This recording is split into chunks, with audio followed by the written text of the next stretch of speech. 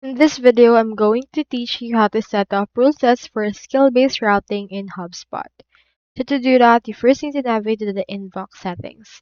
Click on the search option and search right here for inbox settings. You can just search for inbox and you can see right here other options like conversations, inbox settings. Proceed to click onto this right here.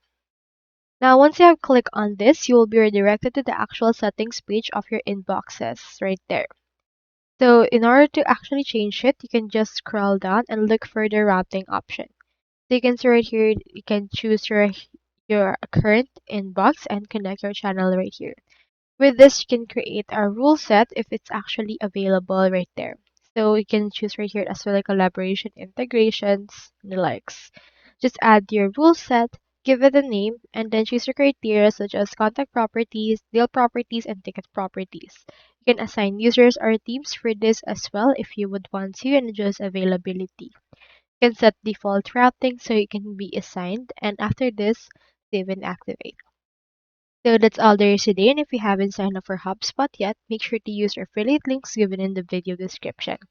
Thanks for watching, and I will see you in my next video.